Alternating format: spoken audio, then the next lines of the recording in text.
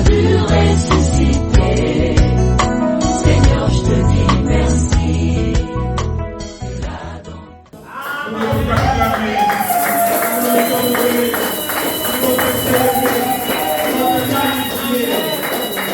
Amen. Amen. Amen. Que Dieu te bénisse richement là où tu as pu. Amen. Au moment, je vous souhaite à nous tous un excellent bienvenue dans la présence du Seigneur. Amen. Amen. Amen. Je crois que si nous sommes au pays du Maître. Amen. Moi, je crois. Parce que c'est sa parole qui me dit que là où il y a 2 ou 3 réunions son nom, il est là. Amen. Parce que tu as choisi la bonne part, que personne ne peut te doter, alors qu'il te soit fait aujourd'hui, c'est notre foi. Amen. Que Dieu te bénisse. Le thème de notre message de ce dimanche, 10e du mois de mars, c'est écouter la voix de Dieu pour connaître le lieu de ma bénédiction. Amen. Diminue-moi un peu, s'il te plaît. Écouter. Écouter, c'est écouter. Écouter, c'est pas entendre. Et ici, je dis bien écouter. Parce que beaucoup de gens entendent, mais n'écoutent pas. J'aime beaucoup l'allemand. Parce que là, au moins, ils sont précis. Ils ont utilisé, même s'il y a un peu le mot heard et to learn. C'est très important de savoir la nuance. Écoutez quoi? J'ai dit la parole de Dieu? Non. J'ai dit la voix de Dieu. Parce que l'on voit qu'il y a une différence entre la voix de Dieu et la parole de Dieu. Amen. Quand on écoute la voix, alors cette voix va nous indiquer les lieux. Parce que Dieu ne nous bénit pas n'importe où, bien. Il y a toujours un lieu fixé. Il y a une expression en français qui dit être au bon endroit au bon moment. Lorsque Abraham reçoit la provision du bélier à la place de son fils, il dit quoi? À la montagne des lieux de Dieu, il sera quoi? Pourvu. Mais c'est à la montagne. Abraham aurait pu se trouver ailleurs, il n'aurait jamais eu les provisions. Comment alors connaître les lieux? Ces lieux-là, c'est en écoutant la voix de Dieu. Et il y a des principes pour ça. Nous allons voir quels sont ces principes. On va avoir 2 aujourd'hui. Il y en a beaucoup. 2 principes qui vont nous aider à être capables d'écouter ce que Dieu dit. À savoir, lorsqu'il nous parle, lorsqu'on peut écouter, nous allons savoir quel est l'endroit pour la bénédiction. Et ici, nous allons parler de la bénédiction aussi. Quels sont les principes? Parce que vous allez voir que c'est un thème majeur dans la Bible, mais très souvent qui crée beaucoup de polémiques dans les assemblées. Parce que bénédiction a été dépouillée de son sens. Aujourd'hui, le mot bénédiction veut dire tout et n'importe quoi. Nous voulons la bénédiction de Dieu. Celle dont Salomon dit qu'elle fait quoi? Elle enrichit. Et il ne l'a fait sur de quoi? D'aucun chagrin. C'est ça la bonne. Écoutez la voix de Dieu. Donc je disais que nous allons donc connaître alors c'est quoi alors écouter la voix de Dieu? C'est quoi même la voix de Dieu d'ailleurs? C'est quoi même la bénédiction? Et quels sont les principes pour connaître les lieux et surtout pour posséder la bénédiction que Dieu nous donne. Amen. Alors nous allons, quand on parle de la bénédiction, il y a un texte qui est beaucoup lu. C'est dans le 5e livre de Moïse, le livre du Deutéronome. Et tout simplement, je vous lu dans d'autres équations, mais je me supplierai si possible de lire les 14 versets avec les autres, parce que nous, enfin, les deux, c'est les 14 premiers versets. Aujourd'hui, on lit que 3 ici. 5e livre de Moïse, ou bien le livre du Deutéronome, au chapitre 28e. 28e chapitre.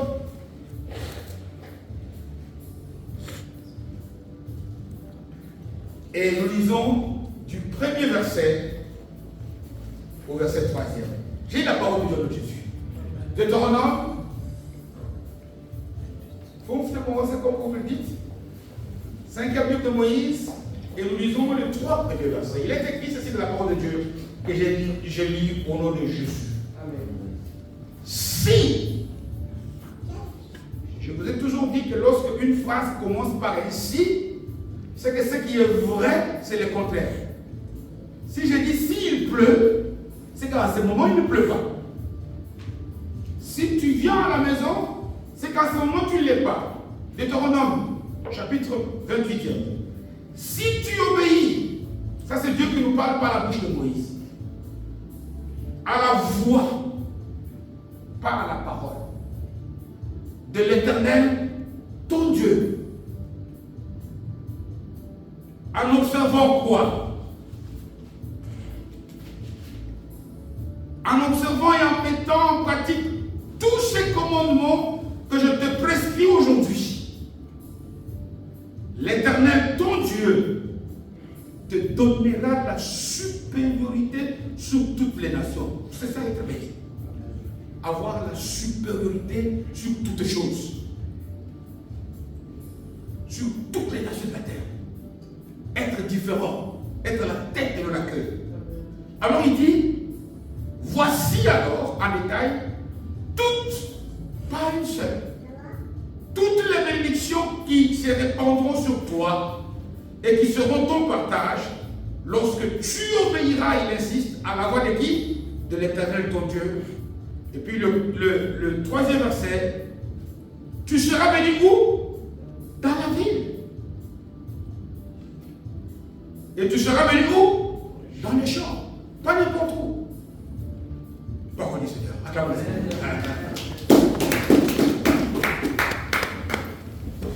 Dieu est précis. Nous attendons beaucoup de choses de la part de Dieu. Mais le problème, c'est que nous lisons tellement très mal. Pourquoi? Parce que rapidement ou faussement, la parole de Dieu, que nous passons à côté de la voix de Dieu. Le Saint-Esprit est précis. Il y a des moments où il dit la parole de Dieu. Mais il y a des moments comme dans des passages ici où il a dit, Moïse, toi tu dis des gens qui écoutent ma voix. Il n'a pas dit les gens qui entendent ma voix, qui l'écoutent. Et il dit, si tu entends ce que je te dis, je vais te donner des prescriptions. Quand on parle de prescriptions, ce sont des règles, ce sont des normes, ce sont la marche à suivre. Et nous allons voir aujourd'hui que pour toute chose, Dieu a édicté des prescriptions. Amen. Nous prions, n'est-ce pas? C'est bien. Les disciples priaient aussi. Mais un jour, nous voyons qu'ils sont venus pour dire, apprends-nous à prier. Pourtant, ils priaient. Parce que beaucoup de disciples qui sont venus à Christ l'ont été d'abord chez Jean-Baptiste. Et ils priaient. Ils ont dit non. Il a prié. Je donne un exemple. Lorsqu'on prie, Jésus lui-même, d'ailleurs, quand il commence à nous apprendre de notre Père, dans Matthieu 6, il commence à nous dire quoi? Avant de prier, rentre dans ta chambre. Ça voudrait dire ce que ça voudrait dire. Pourquoi? Parce qu'il dit que c'est là le lieu secret. Est-ce qu'on tient compte de ça? Parfois on prie. Mais est-ce qu'avant de prier, est-ce que nous sommes rentrés dans notre chambre? Est-ce que nous sommes. Pourquoi? Parce qu'on dit c'est là. C'est là. C'est à la montagne, c'est au lieu. Imagine-toi, bien-aimé, que toi, moi et toi ici, dans l'humanité, quand je promets à quelqu'un quelque chose, je vais donner un cadeau. Mais il y a toujours un endroit où je veux le faire. Viens chez moi, je vais te donner un cadeau. Va telle part, tu auras ceci. Nous nous attendons à beaucoup de choses de la part de Dieu. Est-ce que nous connaissons l'adresse? Regardez, même lorsqu'on fait des commandes par Amazon, par Temu, Il y a beaucoup comment on appelle ça, des sites de commandes en ligne. Mais ils insistent l'adresse des livraisons. Parce que le colis ne peut pas aller n'importe où. Dieu est assis sur son trône au ciel. Et nous attendons des colis qui vont nous donner la supériorité sur les nations. Mais où? Où est-ce qu'on lui demande l'adresse? Est-ce que nous sommes au bon endroit? Ce texte ici est très important. Pourquoi? Parce que nous sommes ici quasiment à la fin du pèlerinage dans le désert du peuple d'Israël. Ce texte du Deutéronome ici. Nous sommes pratiquement, les 40 ans sont terminés. Beaucoup de vieux qui étaient sortis de l'Égypte à cause de leur incrédulité, ils sont morts. Quelques-uns, les jeunes, quelques-uns comme Caleb, comme Josué par exemple, eux sont là. Et Moïse, qui avait reçu la mission, doit rappeler au peuple. Dieu nous a bénis. Dieu nous a dit d'aller dans le pays où coule le lait et le miel. Mais c'est attention ce pays-là. Quand on dit le lait, ça vient de vache. On ne va pas prendre le lait n'importe comment. Quand on parle de miel, il y a des abeilles. On ne peut pas aller cueillir le miel n'importe comment. Et ils donnent des prescriptions. Ils ont des ordonnances. Et nous verrons d'ailleurs que 2-3 chapitres plus loin, lui-même Moïse va partir, il va mourir, il va céder. Donc ce sont les dernières volontés. Et vous savez, dans la vie d'une personne, les dernières volontés comptent beaucoup. Et il dit ici quelque chose de très important. Vous voulez manger du miel et boire du lait. Vous devez être capable d'écouter la voix de Dieu et de suivre les prescriptions qu'il vous donne. Vous savez, parfois quand j'ai médité sur ce message, c'est toujours difficile de donner un message sur le thème de la bénédiction. Pourquoi? Parce que le thème de la bénédiction cause beaucoup de polémiques dans les assemblées. En fait, c'est le thème qui divise les chrétiens en deux groupes. Les chrétiens pieux, ceux qui aiment produire les fruits dignes de la repentance. Ceux-là, quand le pasteur annonce, on parle de la bénédiction, on trouve qu'on perd le temps. Parle-nous de Jésus, de la marche avec Jésus, c'est bien. Mais parler de la bénédiction est aussi important. Parce que la bénédiction est le premier don que Dieu a donné à l'humain après la création. Adam et Ève, quand il a tout fait, quand ils sont dans le jardin, on dit, Dieu fait quoi? Le bénit. On ne peut pas se priver de parler de la bénédiction. Mais si on doit se priver, c'est de ne pas parler de la bénédiction de Dieu. Amen. Ça, c'est pas vrai. Pourquoi? Parce que les TTC, comme on les appelle, les très très spirituels, on doit en parler. Contrairement aux TTC, les charnels, eux, c'est la bénédiction que quand ils viennent dans une assemblée, si on ne parle pas du thème sur la bénédiction, ils ne sont pas contents. Et très souvent, c'est ça qui les fait fuir les assemblées. Et qui courent à la recherche de ne sais pas n'importe quoi. Pourquoi est-ce qu'il y a cette division? Parce que le terme bénédiction a été dépouillé de tout son sens, de son vrai sens biblique. Amen. Il a été sorti de son sens biblique.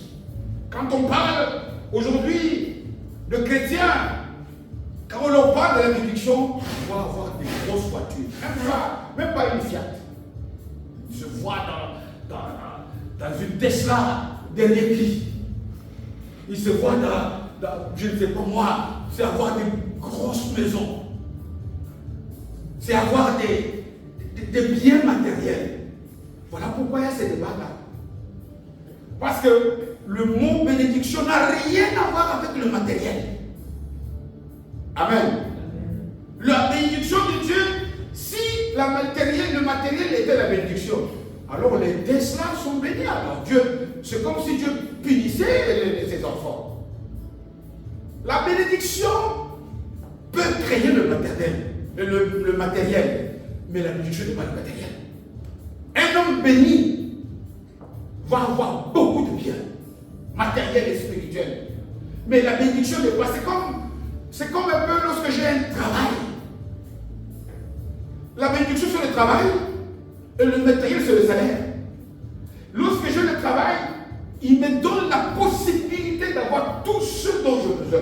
Pourquoi? Parce que, écoutez, que lorsque Dieu parle par Moïse, ici, il nous dit que je vais te donner, si tu obéis à ma parole, je vais te bénir de telle sorte que tu puisses avoir la supériorité sur toutes les nations. C'est-à-dire dans tous les domaines, matériel, spirituel. Voilà pourquoi la parole nous dit que la bénédiction de Dieu enrichit.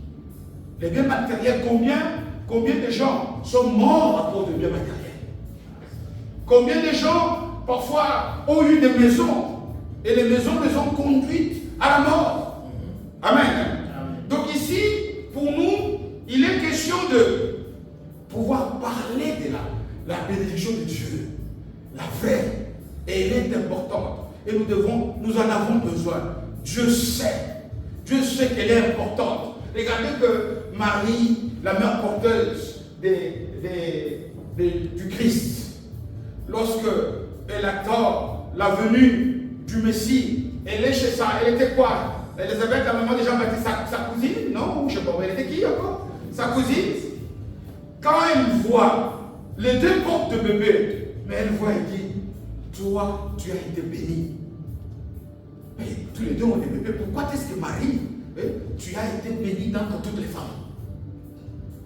Parce que Dieu lui a donné une faveur qui la rend extrêmement populaire. Dieu l'a enrichi. Ça, c'est la bénédiction. Et que porter dans son sein le Messie, quelle grâce! Quelle grâce! Et vous verrez que beaucoup de gens, toi, tu es béni aujourd'hui, tu ne manqueras de rien. Tu ne manqueras de rien. Au lieu de chercher le matériel, à partir d'aujourd'hui, sois à la poursuite de la bénédiction de Dieu. Des gens qui l'ont compris comme Jacob. On se souvient, n'est-ce pas, je crois, Genèse 27. Lorsqu'il est à Péniel, toute la nuit, quand il fouillait son frère, quand il fouillait, et qu'il y a un ange du Seigneur avec lequel il lutte. L'ange l'a même dérangé. Mais qu'est-ce qu'il a dit de Jacob? Je ne te laisserai pas tant que tu m'as fait quoi? M'as béni. Pourtant, il avait beaucoup de biens. Il avait des richesses parce que la bénédiction est au-dessus des richesses. Parce que c'est elle qui crée des richesses. Celle qui vient de Dieu. La bénédiction est très très importante. Celle qui vient de Dieu. Donc, nous devons chercher à connaître alors c'est quoi la vraie bénédiction qui nous rend riche. Et c'est quoi c'est comment l'avoir. Parce que c'est de ça que nous sommes en train de corriger. Je dis ici qu'il y a la polémique.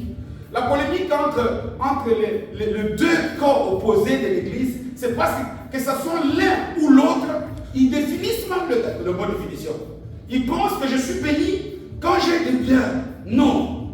Quand je suis béni, je peux avoir de biens, mais la bénédiction ne se sont pas les bénédictions.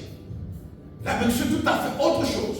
Et c'est très très important de savoir que lorsque tu passes devant l'assemblée, tu dis, oh, Dieu m'a béni. Ah, Dieu t'a béni. Aujourd'hui, le travail. Ça n'est pas. Ça peut être une conséquence de la bénédiction.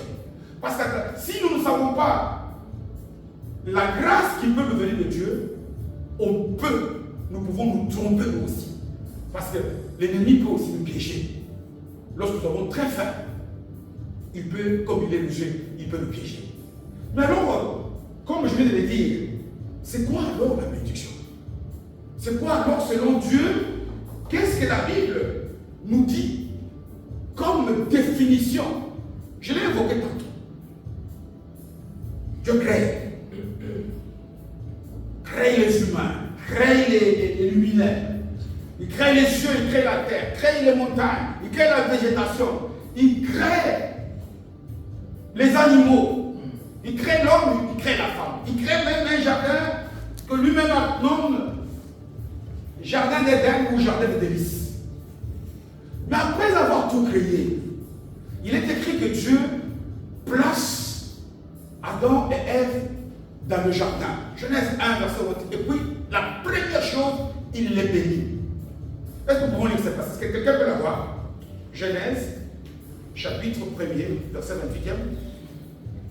Ça c'est plus facile parce que c'est quasiment le début de la Bible, la première page.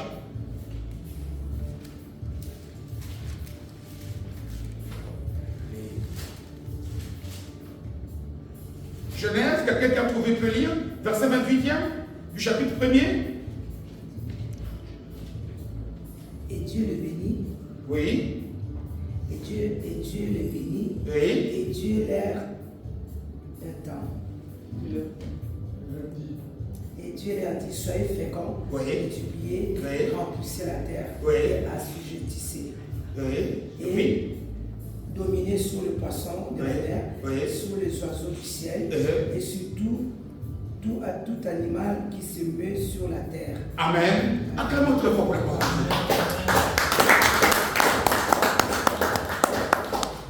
Le verset ultra précis. Parce qu'il nous dit, Dieu le bénit, et puis après tout de suite on dit quoi?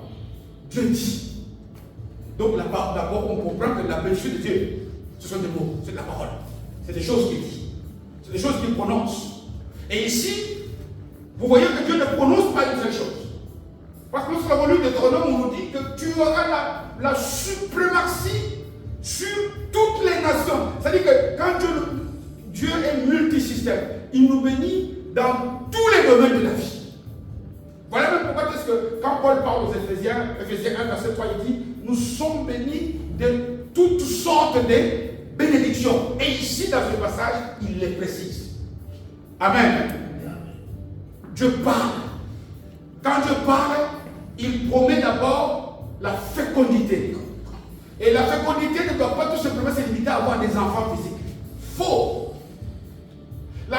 On est fécond lorsqu'on est inventif. Lorsqu'on procrée des enfants naturels, mais on fait des choses. On peut dire par exemple, tiens. Ça c'est un livre fertile. C'est-à-dire que riche, abondant. Quand Dieu nous bénit, Dieu nous donne la parole de l'abondance. Amen. Que lorsque tu touches à quelque chose, lorsque toi tu fais, c'est que toi tu vas à l'infini. Dieu bénit Isaac, le fils d'Abraham. Genèse 26, je pense. Il est dans un territoire où il y a la famine. Il veut quitter, Dieu nous dit ne quitte pas. Mais lorsque nous lisons ce passage, on nous dit que dans un territoire où il y a la famine, Isaac a été rendu riche au centuple. Amen. C'est ça la multiplication. C'est ça même par la fécondité. De toi, tout ce que tu touches prolifère. Il devient nombreux. Voilà même quand il bénit Abraham, il dit, tu seras père d'une multitude. La bénédiction nous donne la fécondité. C'est une parole que Dieu donne. Une parole pour nous rendre féconds, fertiles, pour nous rendre procréatifs, pour nous rendre capables d'avoir l'abondance. Deuxième chose, c'est une parole pour nous donner aussi quoi? La multiplication. L'abondance.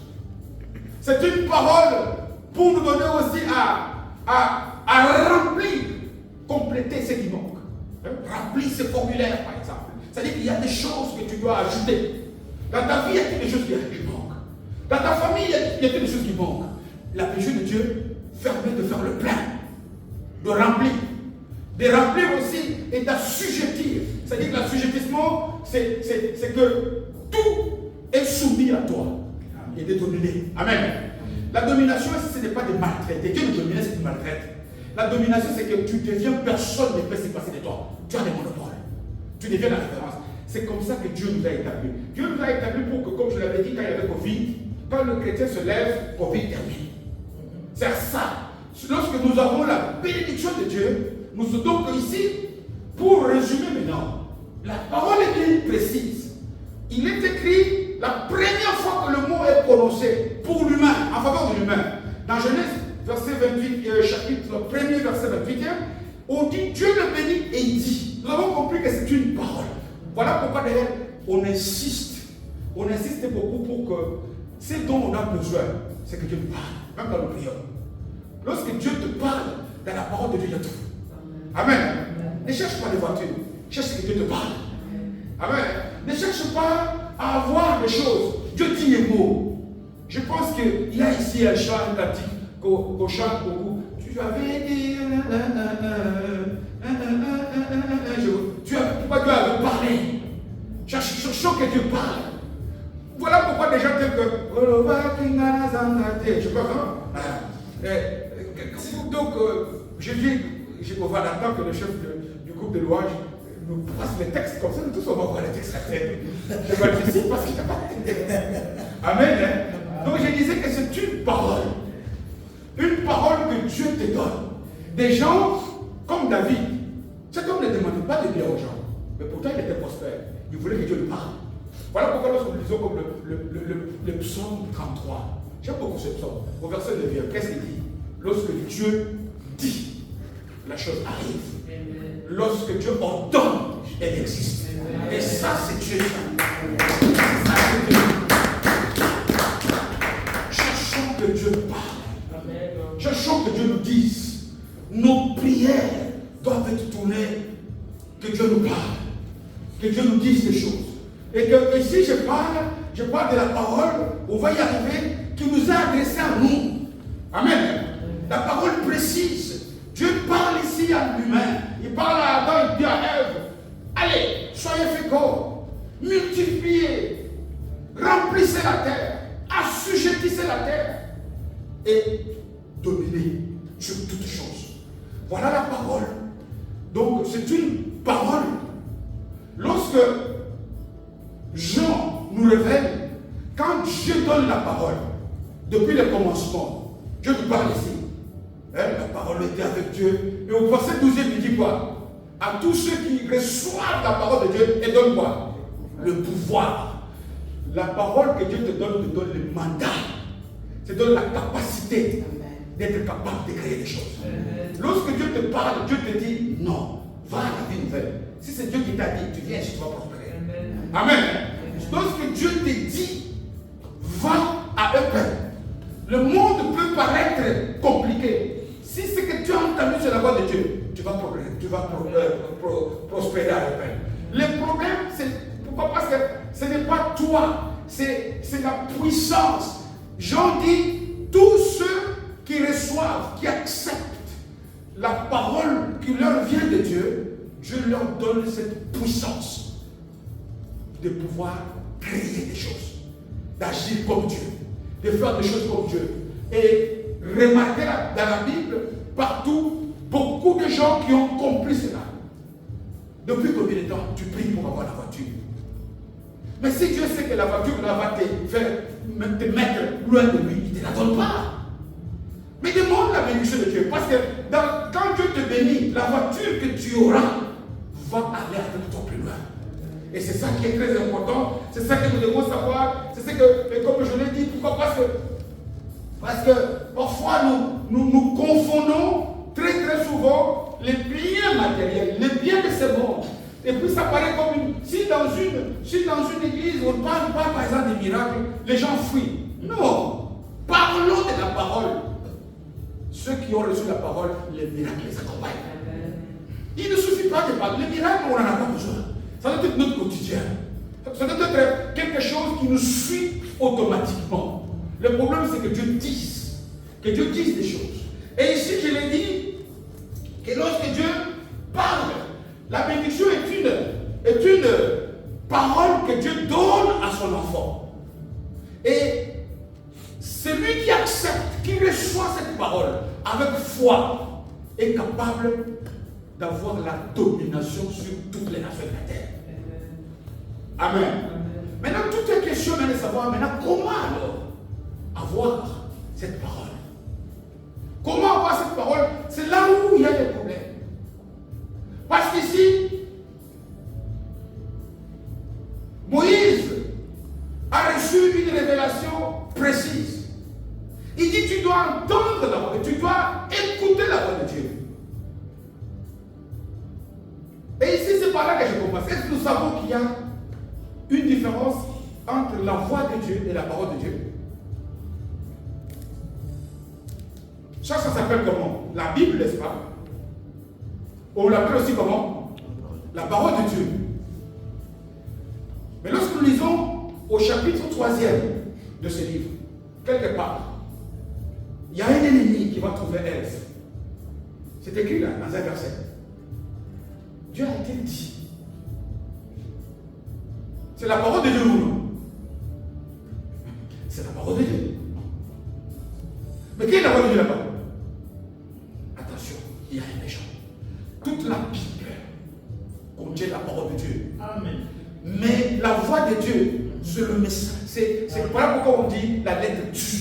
L'esprit. C'est l'esprit qu'il y a dans la lettre que Dieu a mise ici. Amen. Amen. Ici, dans ce que Dieu a couché ici, il y a même des paroles des hommes. Il y a des paroles du diable. Mais derrière toutes ces paroles-là, il y a un message spécifique que Dieu a donné à chacun d'entre nous. Amen. Parce que si Dieu ne nous parle pas de la manière dont ne met pas dans sa parole, la manière dont le diable procède, comment on va le savoir? La question, ce n'est pas de lire ce que le diable a vu, c'est de savoir quel est l'esprit de la révélation que Dieu me donne derrière ce texte. Et donc voilà pourquoi ici Dieu parle. Nous avons vu ce texte, on l'a lu à plusieurs reprises. Lorsque Samuel était encore bébé spirituel, il se couche dans le temple, il est là, il est avec Élie, le souverain sacrificateur. Mais lorsque Dieu l'appelle, il ne sait pas encore connaître la voix de Dieu. C'est vers Élie qui va. Parce que parfois je peux lire ce passage ici. Lorsque nous le lisons ici, chacun d'entre nous, très peu sont capables. La parole de Dieu est à la disposition de tout le monde. Mais la voix de Dieu est à la disposition de brebis. Amen. De ceux-là qui peuvent être capables de capter le message. La parole est très importante. Mais prie. Prie pour que Dieu te précise. Pour que Dieu te précise quoi? Les règles, comment on dit encore, la procédure, les prescriptions. Vous savez, moi, j'aime pas le mot commandement. C'est un mot qui paraît un peu autoritaire, un peu militaire. Donc, vous devez le commandement de Dieu. Oui, c'est des commandements. Mais parce que c'est la mesure où il nous dit ce que nous devons faire pour avoir. Lorsque, par exemple, un médecin te prescrit une ordonnance, tu dois scrupuleusement suivre les instructions du médecin. Sinon, le médicament peut te tuer. Il peut t'empoisonner. Tu peux avoir une overdose et ne pas avoir le but pour lequel le médicament, parce que c'est la même chose ici. Il y a le prescrit. Je vous ai dit ici qu'il y a même pour la prière. Tu dois entendre Dieu, comment veux-tu que moi je prie? Quand veux-tu que moi je prie? Comment veux-tu que je prie? Même pour le jeûne ici. Le jeûne. Ésaïe 58 nous dit quel est le jeûne? Il ne suffit pas tout simplement de se priver de la nourriture. On fait peut-être des grèves de la faim. Il faut faire le jeûne, mais le faire selon Dieu. Même pour le salut. S'il suffit tout simplement de connaître la lettre, quelqu'un comme le docteur Nicodème n'irait jamais de nuit au point de maître. Il est venu nuitamment, connaissant tous les passages pour dire donne-moi le secret. Parce qu'il y a un secret pour faire les choses selon Dieu. Et le secret, c'est Dieu qui révèle. Dieu révèle le secret là lorsque nous sommes, voilà pourquoi on dit, lorsque tu entends la voix de l'Éternel, on ajoute quoi? Ton Dieu. Amen. Tu dois lui appartenir. Ce n'est pas n'importe qui. Lorsque je parle ici, tu ne dois qu'être Dieu, un enfant de Dieu, quelqu'un qui appartient de Dieu, pour qu'au travers de ce que moi je dis, un homme, Dieu, tu entends la voix de Dieu. Que Dieu te dise des choses qui sont précises.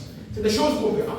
Parce qu'on l'a déjà vu, mais c'est très important. Recevoir un peu ce qu'on appelle, vous savez ce qu'on appelle, oui, la voix de Dieu, c'est ce qu'on appelle un peu, dans un français moderne, la parole réma. La parole personnelle, précise. Qu'au travers du verset, Dieu te donne à l'instant. Et c'est cette parole-là, Paul dit aux Romains, c'est celle-là qui te donne la confiance en Dieu qu'on appelle la foi. Amen. Lorsque tu reçois une réma, oh, Dieu a-t-il dit, quand tu as lu ça, dans la parole de Dieu, Dieu te dit, attention, chaque personne qui me parle, peut-être qu'il fait du malin. Dieu me dit ça. Ça, c'est la voix de Dieu. Attention, sois attentif. Tout ce qui brille n'est pas quoi? De l'or. Ça, c'est la voix de Dieu. Et la voix de Dieu, il faut s'entraîner. Parce qu'il est écrit pour Samuel qu'à l'époque, il était encore bébé spirituel. On verra dans les détails. On va insister comment écouter la voix de Dieu. Comment? Pourquoi? Parce que c'est important. C'est dans la voix de Dieu que nous recevons des instructions précises. Notamment l'instruction capitale. Vous avez vu que lorsque Dieu dit, je veux vous bénir, je veux vous donner la supériorité sur toute la nation. Quand Dieu leur a donné cette parole, mais il a dit au verset 3e, vous serez bénis où? Dans la ville ou dans les champs. Il y a toujours un endroit. Regardez tous ceux qui ont été bénis dans la Bible. Ils sont arrivés à la manifestation lorsqu'ils sont retrouvés à l'adresse indiquée par Dieu. Amen. Même si à cette adresse-là, je fais c'est le désert. Quelqu'un comme Abraham, croyez-vous que de là où il était, Dieu ne peut pas le bénir? Mais qu'est-ce que Dieu lui dit? Pourquoi est-ce que Dieu a mis la bénédiction au futur? Quitte d'abord ce territoire. Va là où moi je t'ai dit. C'est là que je vais te dire. Abraham, tant qu'il n'était pas sur là où Dieu lui avait dit, sa bénédiction était gardée. Amen. Je te bénirai, je rendrai ton nom grand, etc., etc. Mais il nous dit d'abord fais quoi? Quitte. Parce qu'il y a toujours un endroit où tu vas te bénir. Regarde un peu même nos premiers parents, lorsqu'ils échouent à la mission de garder et de protéger et de cultiver le jardin. Quand Dieu, ils ont commis une faute, n'est-ce pas? Regardez, quand Dieu vient chercher, Dieu ne commence même pas par leur reprocher la faute qu'ils ont commise. Il dit, Adam, où es-tu? Tu n'es plus à la place qu'il faut. Et d'ailleurs, pour leur priver, c'est là. La parole leur vient pour dire, ils les chassent. Parce que s'ils étaient toujours restés dans la présence, ils auraient toujours été bénis. Pourquoi? Parce que cette adresse-là était une terre fertile pour Dieu. Et vous verrez que la plupart des gens qui sont arrivés à la manifestation de la bénédiction que Dieu leur a promise, ils se sont retrouvés à la bonne adresse. Dieu dit à Élie, par exemple, il y a la famine là où il était, mais il lui dit, va au torrent des Kérite. Élie pouvait dire, je suis prophète. Moi j'aime la provision ici. Il allait crever de faire comme tout le monde. Et lorsque d'ailleurs la provision sèche au torrent, il lui dit, quitte, va à Zarepta. Et vous verrez que beaucoup de gens qui ont été bénis l'ont été parce qu'ils se sont retrouvés là où Dieu voulait qu'ils soient bénis. Marie elle-même, elle avait reçu une grâce particulière. Elle a été bénie dans toutes les femmes. Pourquoi? Porter dans son sein le Messie du monde. Mais regardez que lorsque Dieu, dans la prophétie de Michée, il avait dit c'est à Bethléem, quelques temps avant la naissance, Marie était toujours loin de Bethléem. Voilà pourquoi le Saint-Esprit met dans le cœur d'Hérode de pouvoir proclamer ce recensement. Pourquoi? Parce que Marie et Joseph, parce que le Messie, Dieu avait dit qu'il naîtra à Bethléem, Dieu a tout fait pour qu'il naisse à Bethléem. Amen. Donc tout ça pour vous dire que le grand challenge que moi et toi, nous devons chercher, c'est de nous situer à la bonne adresse. C'est d'être capable de savoir où est-ce que Dieu me veut. D'être capable de connaître la bonne adresse. La bonne adresse où je dois me trouver. La première prière que nous devons faire tout au long de ce mois de mars et même tout au long de ce mois, mon Dieu, est-ce que suis-je à la place où tu m'attends? Parce que là, lorsqu'on n'est pas à la bonne adresse, tout ce qu'on fait de quoi de Dieu. La première, c'est que tu, mon Dieu, suis-je, parle-moi, oui. Mais est-ce que je suis à la bonne place? Est-ce que je suis là où toi tu veux que moi je puisse être? Est-ce que toi tu... Regardez que même le peuple d'Israël ici, tant qu'ils n'étaient pas encore arrivés à Canaan, ils n'ont pas pu goûter au miel ni au lait.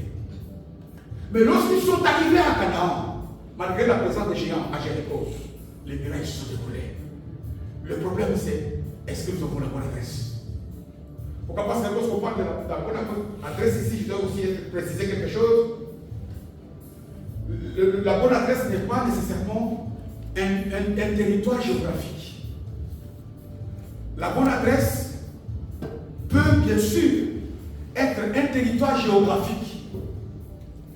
Hein, comme par exemple, je te veux au culte. C'est une adresse. Quelle que soit la raison si ce jour-là tu n'es pas au culte. Le problème, ce n'est pas nous.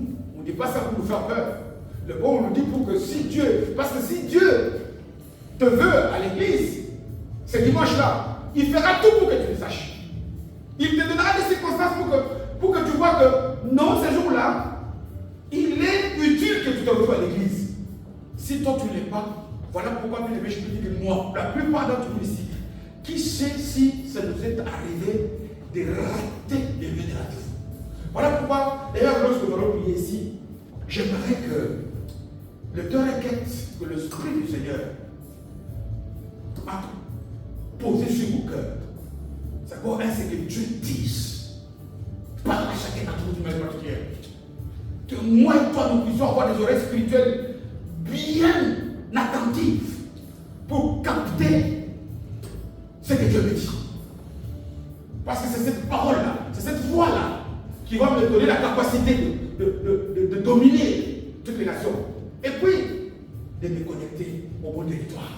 Amen. De me montrer le beau lieu. Très souvent, nous prions pour la saison.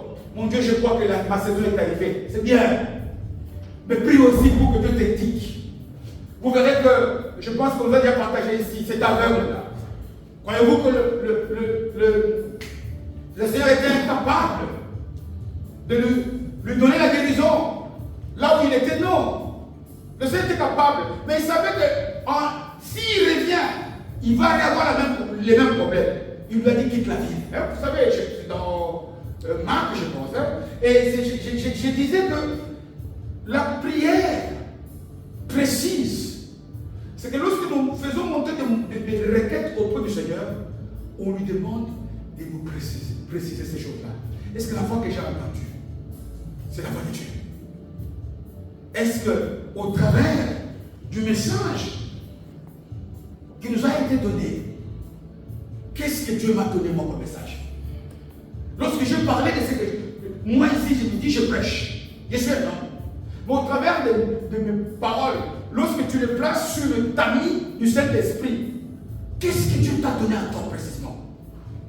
Et puis, lorsqu'il te parle de ça, es tu aussi capable maintenant de reconnaître surtout où est-ce qu'il te veut? Où?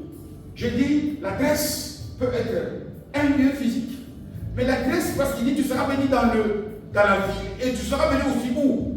Dans le champ. Le champ, c'est là où on travaille. Ça peut être aussi le lieu où tu travailles, où tu exerces certaines activités. Ça peut être certaines connexions que tu dois avoir avec des gens. Imagine-toi si ce que tu attends, le travail dont tu as besoin, est à Eupen. La personne qui peut t'aider à aller à Eupen, et que Dieu a placé, parce que Dieu nous bénit parfois surtout au travers des relations humaines. Mais comment veux-tu qu'à ce moment-là, si toi tu es loin, tu dois chercher à avoir la bonne adresse? Amen. Ici, peut-être pour ne pas chercher à aller plus loin, je précise une chose. Et nous allons peut-être prendre le message pour aujourd'hui. Tu dois désirer la bénédiction de Dieu. Je dois désirer la bénédiction de Dieu. Que Dieu me bénisse. Pourquoi? Parce qu'elle va m'enrichir dans tous les domaines. Il va me donner la fécondité, il va me donner la multiplication, le remplissage, l'assujettissement, et il va me donner aussi la domination sur toutes les nations de la terre. Et lorsque Dieu me parle, je dois, dans sa voix, je dois demander à mon Dieu, aide-moi mon Dieu, à décortiquer ta voix dans le texte que j'ai lu ici, dans le message qu'on nous a prêché ce dimanche. À moi personnellement, tu dis quoi? Tu me veux quoi? Je prie moins? Je jeûne moins? Je médite pour la parole? Je fais quoi? Où est-ce que tu me veux? Quelle est la bonne adresse? Mon Dieu, connecte-moi. Parce qu'il n'y a que les connexions qui soient établies par Dieu, par le Saint-Esprit, que personne, pourquoi parce qu'à ce moment-là, il est écrit dans la parole, personne ne sépare ce que Dieu a uni. Amen. J'aimerais peut-être m'arrêter par là, aujourd'hui, pour préciser une chose. Pendant que je demande au groupe d'adoration évidemment, est-ce que je suis à la bonne adresse? Est-ce que je suis, peut-être que cette année, c'est 2023, c'est le bon moment. 2024, pardon, c'est peut-être la belle saison. Parce que moi, je reste persuadé que 2024, c'est le temps de la moisson pour chaque enfant de la vie nouvelle. Amen. Mais où est-ce que Dieu veut te voir? Quelle est l'adresse où le colis qui vient du ciel va atterrir? La bonne de Dieu enrichit et ne suivi d'aucun chagrin. Que Dieu bénisse sa parole. Amen. Merci Dieu de Père. Merci roi de tous les rois qui est comme toi, Dieu vivant.